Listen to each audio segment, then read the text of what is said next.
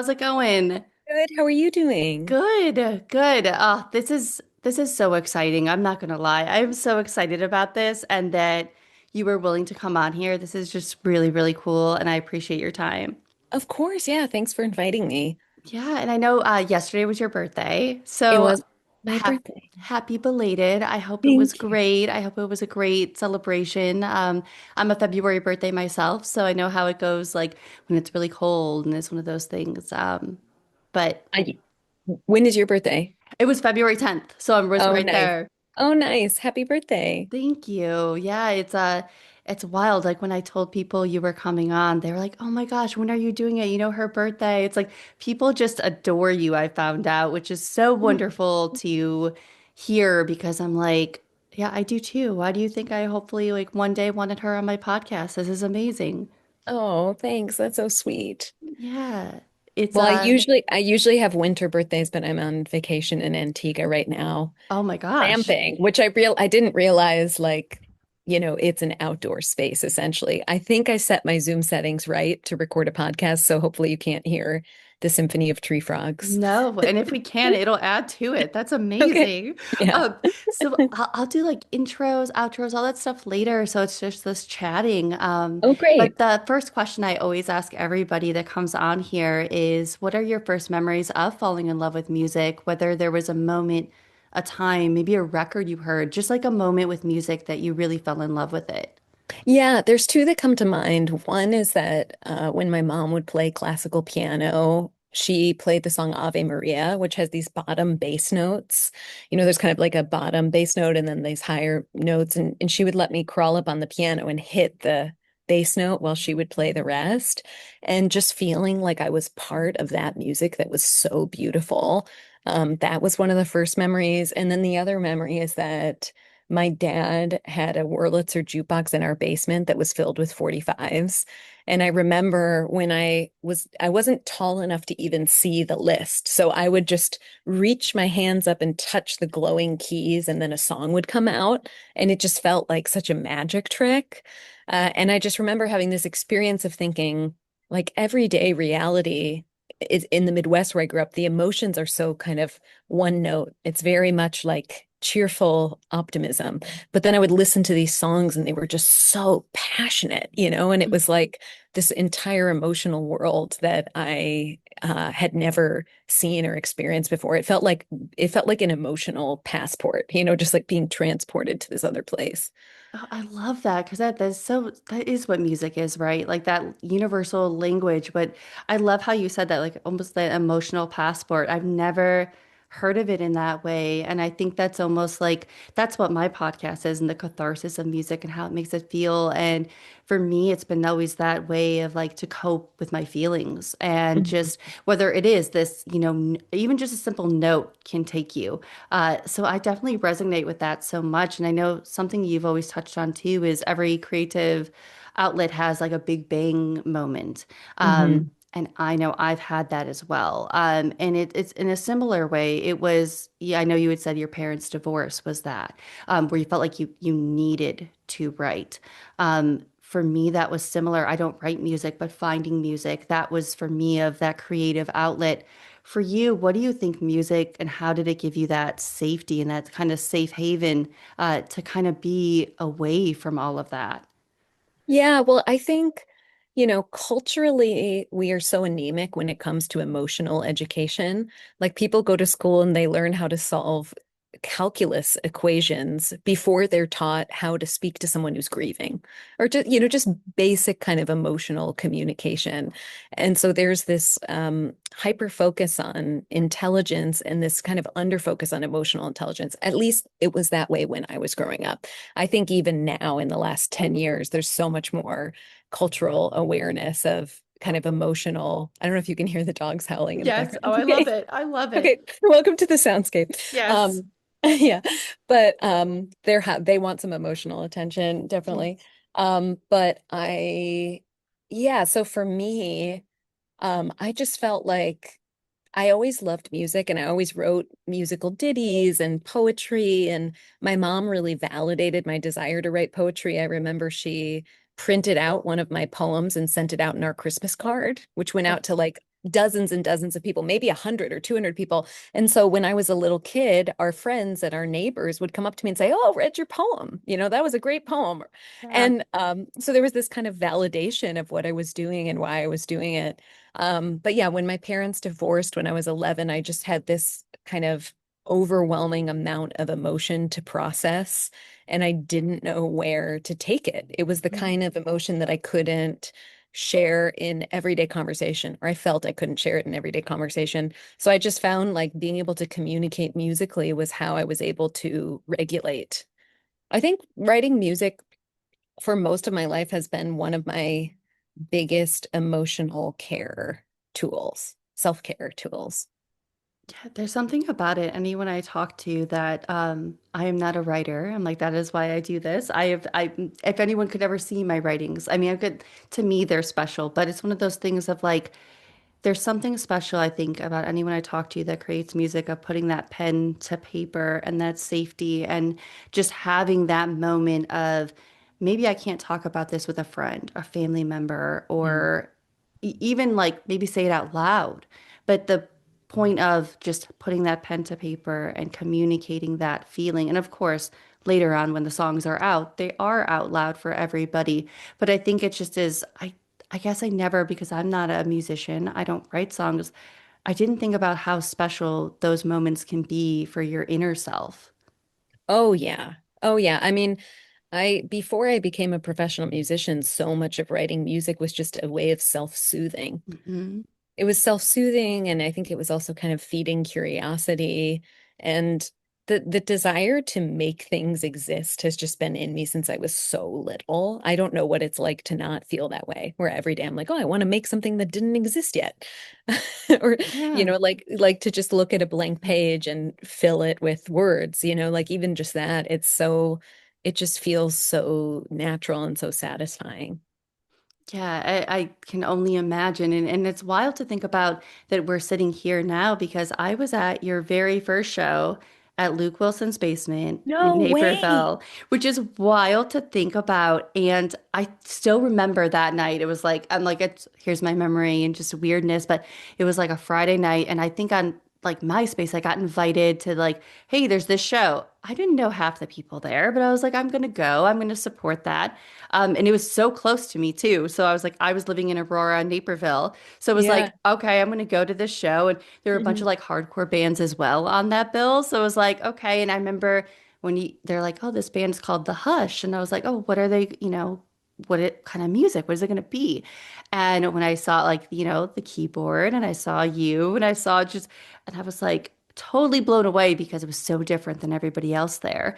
And Mm. that moment of that and just thinking like, this is so cool and I want more of this. And then I think about how quickly after that show, the next thing I know, like I think there was like a Naperville Riverwalk show you guys Oh played yeah, that the I was Halloween we played a Halloween show. Yeah. yes. And then from there, then, I hear, okay, Pete Wentz has discovered you. And then now you're on tour, you're opening up for Motion City Soundtrack and all of that. And how quickly and how young you were. Do you ever think about your younger self, like in that basement? What would they think about everything that followed? Oh yeah, I think about that so often. Specifically, in the last 6 years since I had this vocal diagnosis, and since I've had some other health issues that have forced me to quit touring and just focus on recovery, I've thought like one of the main things to kind of counteract the grief of losing that is just remembering what a freaking miracle it is that it happened in the first place. Hmm. Like I think about my teenage self and I imagine if someone offered her the deal, like, okay, you're 15. For the next 17 years, music is going to be your entire life. You're going to tour all over the world. You're going to learn so much. You're going to release 8 records. You're going to learn how to play different instruments and produce your own music. And you're going to like go to Japan 4 times and go to Australia and sing at Madison Square Garden. Like, but you're going to lose it in a very sudden way, and you're going to lose it in a sudden way and you're going to really really miss it. Would you still take that deal? And the answer is always yes. I mean, Yeah. like what a gift that experience has been. And not to say that it's over forever, I'm really hopeful about what can happen in the body and what can happen in the voice. And I'm certainly like have my eyes on the prize as far as getting stronger and having more expression. But yeah, when I think of my younger self, I just think she would look at this as such a miracle.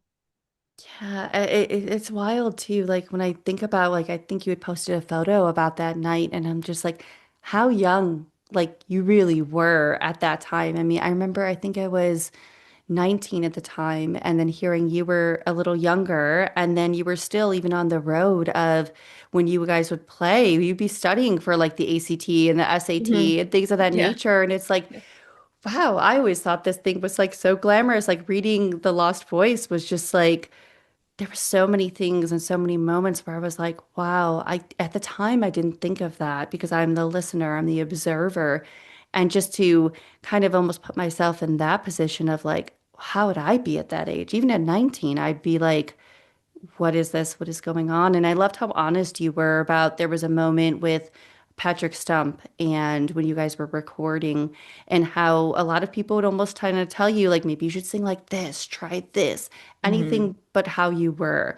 And I know Yeah. since in the interview you've said you've had a chat and it was what was trying to convey, but I think reading that it was just like, wow, how was Greta able to deal with that? And I don't know how I would have dealt with that at such a young age and in a room with people that are on the scale like larger than life at that moment in the scene and kind of probably almost like that self-doubt that probably came with that.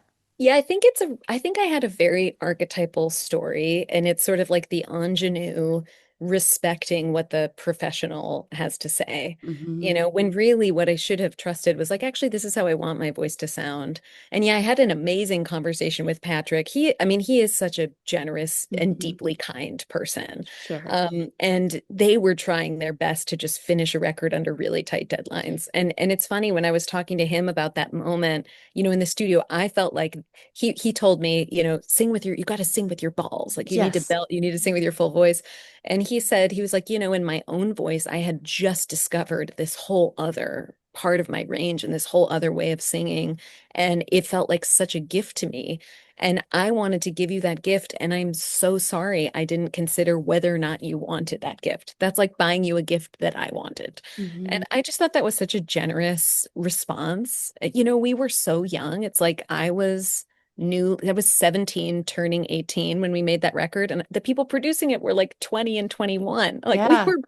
we were babies taking care of babies. But yeah, I think I had an archetypal story in the sense of so many women I know who started really young have told me stories like this. Actresses, you know, have been dramatically airbrushed in photos when they didn't want to be airbrushed. People have been dressed in types of clothing they would never feel comfortable wearing and told they have to dress that way. And, you know, my experience was just my voice was really auto-tuned and my takes were kind of chopped up. And it just, yeah, one thing I really try to impart when I'm teaching workshops is to like go with the weirdness of whatever your voice is. Like if your voice is soft and you love it, sing soft and just love Hmm. it. Yes, and like I think about when I think about the vocalist and even like some of the just music I gravitate towards, it's almost like those people with those imperfect voices. Like I like Mhm. a tone that's like, well, what is that? Or where some people are like, yeah, I don't like that artist because of their vocal range or there's not for me. And I'm like, that's exactly for me. Like there's somebody out there, I think that if somebody is telling certain people like, oh, maybe try this or this isn't what we want. And I get that there's a business side to that. There's a whole thing in that, and I respect that. But it's like for me as the listener, like I would want someone to be their genuine self so I can hear that. All those little imperfections, at least to me and the listener end, it's like that's what I love. I love those Yeah. little the crack of that, or like even when I have to look back and like, what are they saying? Because they're saying it in such a interesting way that I can't even sing that. I don't even know what it is. And I have to go back and really feel that emotion. So and you can feel such an emotion with like a different tone, like you said, quieter or even just a Mhm. breath. So I think that's so important. And I love that you're telling people that. It's almost like that self when you were in that room and being told certain things, you're taking that and being like, I'm going to make sure maybe that you feel confident in who you are and what your voice is. Yes, exactly. I think also as things just become glossier and more perfected, and we're living in this very fake world of AI models and AI voices and Yeah. all of this AI stuff, it's so comforting to just see human moments. Like one of my friends saw Paul McCartney play, and the only video he posted was Paul McCartney playing Blackbird, and he Mhm. was like da da da da da da, like he hit the wrong note. And then Paul McCartney stopped and he was like, "You think I'd know this one by now?" And then he started over. And it was so charming. And like the audience loved it. Like it's so comforting to just see a person have a real moment rather than have it be some like absolutely pitch perfect performance. Every single note is perfect. Yeah. And I mean, and it's one of those things too that something I really admired when I was reading your memoir was also how just honest, like how there was a moment where you were like, I'm really miserable right now. I am not in, like, this is not good.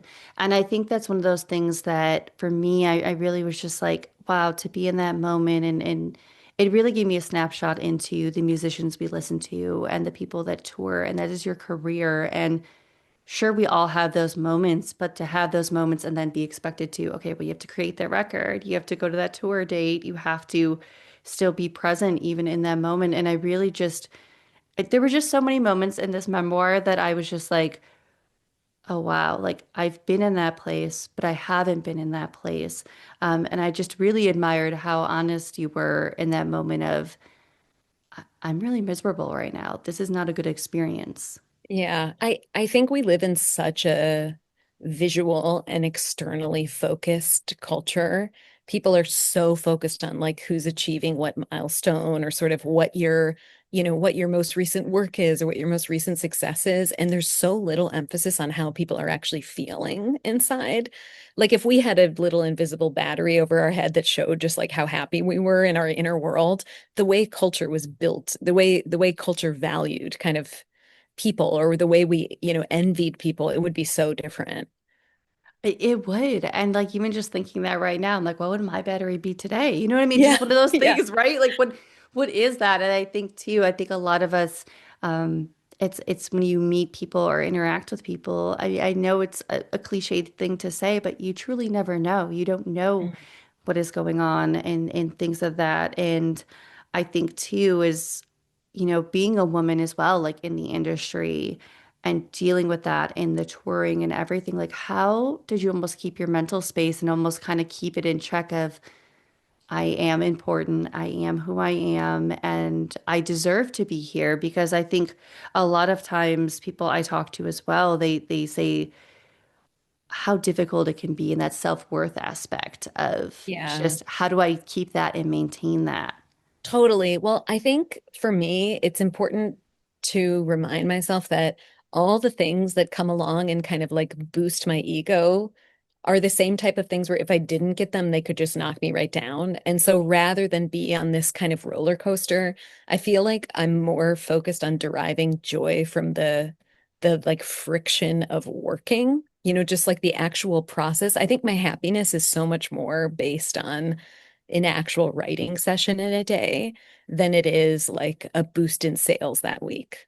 And there, I think, choosing our own sort of metrics for success, like if you're going to measure your success in some way, choosing the ones that really matter to you. Like, for example, with the Lost Voice, one of the things that really matters to me is when people write to me about the book and they tell me about their own experience of something they've lost and how they've processed it. And I'm saving all of those messages.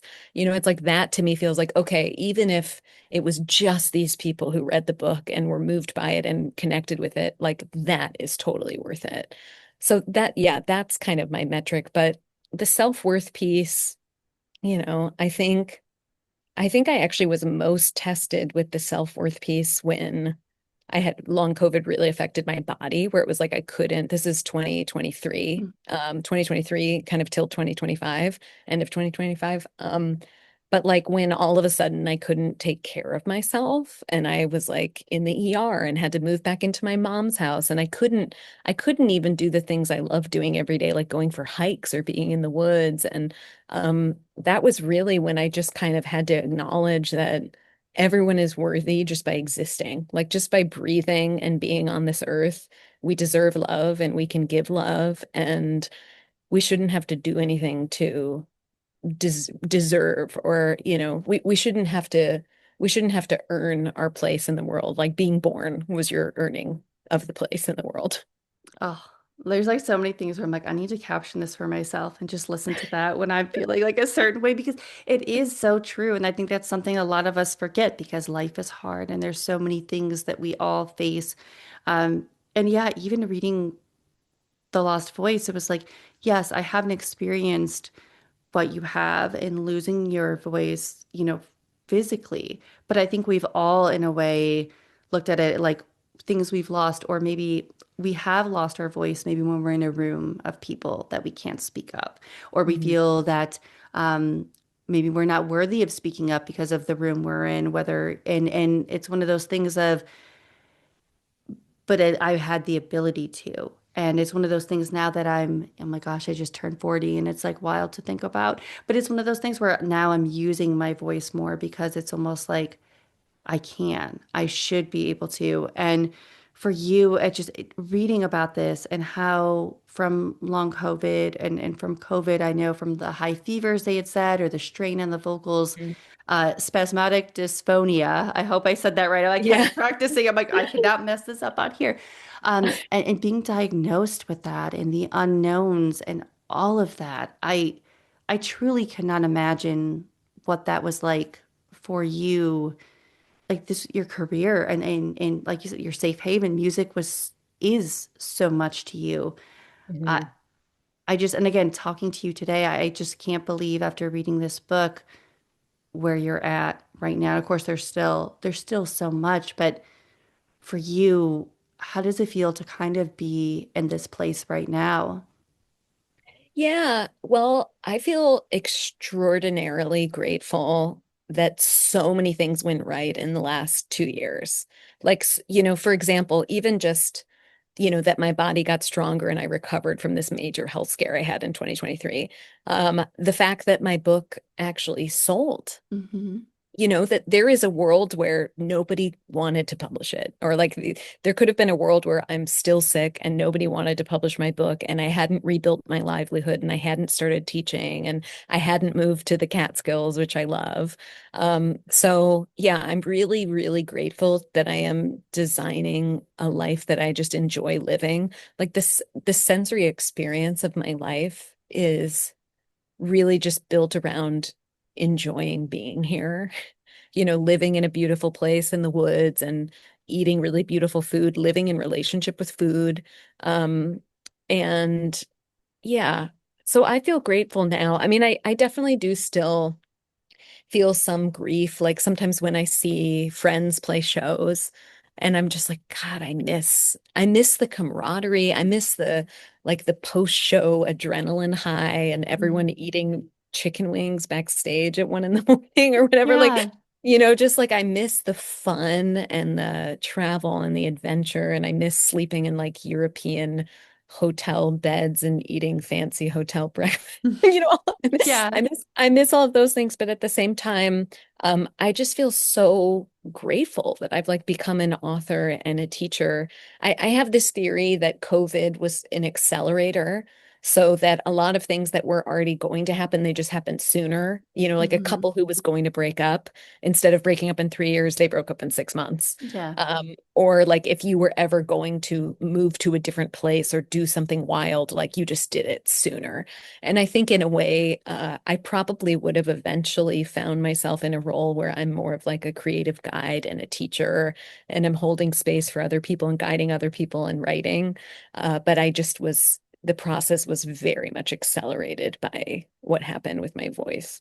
Yeah, I mean, I remember when you had made the post, and the first thing I immediately was just as from the fan perspective of that is one of my favorite voices. The hush sound is one of my favorite, like you go Motel, Springtime Carnivore, all of that is I just was at almost at a loss of, yes, I know I don't know you on that personal level, but on that level of music and that connection, I was just like, there were no words because I don't know what that is like to have that loss and just from seeing you at shows and hearing your voice and just again, I am so again honored to be sitting here with you after that time and just to see you still creating as well because it's one of those things that when I saw Desert Lullabies, I had listened to that, and although it is instrumental music, I heard your voice in that. I was like, that is Greta. That I hear it through this music. Thank you. Thank you. Yeah, the melodies are definitely melodies I would sing. Yes, Yeah. I can almost picture what that would sound like. And even in there was a moment in your memoir as well about how you you obviously didn't have your voice at that point or the voice you had always known and to almost shift it to the expression of your heart. And your voice could bring in the way you went on a hike, the way you cooked a meal for someone you love, the way you wrote a postcard, things of that nature. And it just is like, I think it was such a just powerful thing. I highlighted it in the book to almost be like, in those moments if anyone feels like they're whether it is spasmodic dysphonia or something else or just a moment they don't have a voice, our voices can be in all those expressions of our heart. And it went so deep for me personally where I was like, I never thought of it in that way. Yeah, thank you so much for saying that. I really think redefining things for ourselves is so helpful. Just Yeah, redefine like what does success mean? What does happiness mean? What does enough mean? What does your voice mean? yeah. Like we get to come up with our own definitions of what we want and how we want to live. Especially I feel like as the world gets increasingly insane and as reality just starts to melt, like shared reality just starts to dissolve.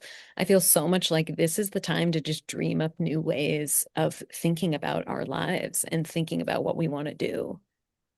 Yeah, I think I completely agree because it is. I feel like every day it's a new thing and what's going on and the unknown. And I think that's where I think a lot of times in these times we're living in creativity sparks, whether it's an art, a little drawing you do, something you build, something you write or sing. And I think as much as this time is really difficult and unknown, it's one of those things of but the creative burst, even myself, I feel where I'm like, I want to create, I want to do that. And getting, I think anytime you lose something and you can take that power back of that, and even what you're doing now in your teachings and your workshops, it's one of those things of, yes, you are still dealing with so much, but you're able to kind of be that light for so many other people that need someone like you. Because I could see, even if you weren't a singer or an artist, you are that person that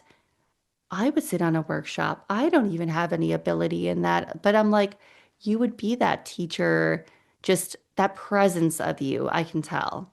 Thank you. That's really sweet. Yeah, it feels like a gift to be able to give up and coming writers and songwriters the things I wish I had been told. To just take like 20 years of the best information and the best kind of philosophy and inspiration and just to be able to hand it to everyone on a buffet is so satisfying and it feels really good. And I know too, you were saying like and even in the book as well of it was honestly Botox injections really helped you a lot in that. And it's one of those things of I know someone reading it maybe would be like, oh, I'm not really sure. But these things, it makes sense why that may help that. And for We should you, add Botox injection in the vocal cords. oh That's my the only place I've ever put it. gosh. And too, and almost like you were expressing that fear too, as I well, know. of like, um, putting something like that and maybe not thinking like, oh, maybe I don't want to do that. Yes, Botox in the vocal cords. We're going to make sure. Yeah. But for you too, and it gave you that ability to have a different voice, a voice than you known, and now you're working through that. And I think too, it's going to be interesting to see how your new voice, although you got something back, it's different. And I think the way you worded it too was so, yes, maybe something you lost, you're able to get, but back in a different way, and the new possibilities of that. So how are you at, where are you at today with that, and your relationship with this voice? Yeah, I'm loving this voice. I'm singing more and it's more fun. And I just sold my second book, which will come with music. So it's a book about sort of reimagining the love song. I won't share too much yet because Yes. we haven't announced it, but it's about love songs and sort of reimagining love songs and challenging myself to write love songs, having never been able to in my life. So the songs are very different angles. They're very non-traditional love songs, and I think much more expansive love songs than the kinds of things that I have heard growing up. But I'm using my voice to write and perform them and sing them. And I'm kind of imagining having other friends do guest vocals, parts that are high up or kind of Mm. belting or parts that I can't sing. I'm hoping that I can create this really beautiful sonic landscape with my voice as the center, but a lot of other voices with me too. So I'm feeling optimistic. Yeah. I love to hear that because in even thinking about that, I just was like, I don't care what it sounds like. I don't care how it is because again, your spirit, your heart is going to be in that. So as a fan, I'm waiting for that. I'm excited and whatever happens with that, I will wait and be just stay tuned to that because that's really exciting to hear. Thank you so much. I really appreciate that. Yeah, and another thing too, and I know Zion was really important a part of your healing as well. And that's why, even hearing like desert lullabies and like the connection of the desert, for you, do you ever wonder what your healing would have been like had the experience of Zion not taken place? Yeah, I think if I had stayed in Los Angeles where I had been living for the entire pandemic, I would have had a drastically different experience. It was really the experience of going to national parks, being in Zion National Park, riding my bike and just being in silence for days. That was really when this voice in my head kind of came through that was starting to make sense and meaning out of what was happening even before I had gotten my diagnosis. Um, and my relationship with the wild world really helped me just find meaning and find joy again and help me create a life that feels like a work of art, like I'm trying to just live a life that I enjoy. That's my definition of success, to live a life that I enjoy and hopefully leave the world a little better than, a tiny bit better than than when I came into it.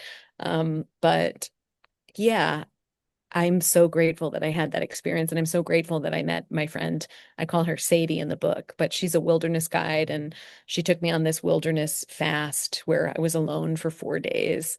And that was just one of the most life-changing experiences I ever had. It probably was like, how I talked about the big bang moment of kind of Yeah. writing my first song in the book. I think spending 4 days alone in the desert was another big bang. And I knew after that I could never live the same way I had been living. And since I've built a life to be so much more immersed in nature. Like I live in a cabin that backs up to 50 acres of state land. And such a big part of my life is just being in the woods and watching the animals. There's black bears and hawks and deer. And I sort of, it sounds very Snow White, but it's like I know them. There's a family of deer that I have seen that live in the yard, and I've seen them be born and grow up, and the fawns lose their spots, and then they've become adults. And yeah, just having a relationship with the world around me is such a big deal now. Oh, I can relate to that so much. That is not weird at all. I feel like people have called me like little Snow White here. I'm now in New Jersey, not in Illinois. And when I was really going through it bad mentally, I bought like a squirrel bench. And I'm like, I'm going to feed these squirrels. I'm going to do this. And I want to just do that. And it took a couple days, but one day they started coming. And every morning on my lowest days where I didn't want to get out of bed or anything like that, just not feeling it good mentally, I had to because they were waiting. They would wait outside my door with their Oh, little hands up and they were yeah, just there. And now, we've moved into a new place. And that was my main concern. I was like, what if the squirrels don't come? Like, I don't know. yeah. And they're here now. I have squirrels. I have like a little groundhog and we have Oh, cute. deer. And it's just like Yeah.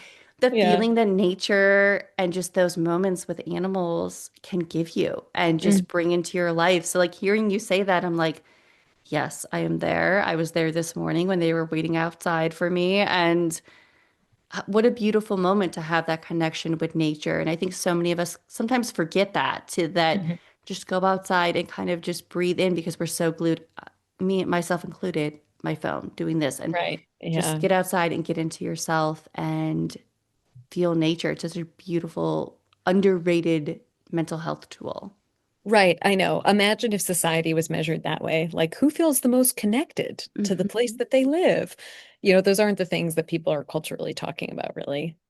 No, they're not, and they should. And maybe somehow, if anyone hears this conversation, we can kind of just go with the flow and like let's get that message out. We need to. But Yeah, we need this, to be jealous of the people with squirrel benches. yes, 1,000%. Go get your squirrel bench. I literally am so thankful for that bench all the time. What if this Because, turns into sponsored content now, like, oh my and gosh. squirrelbenches.com?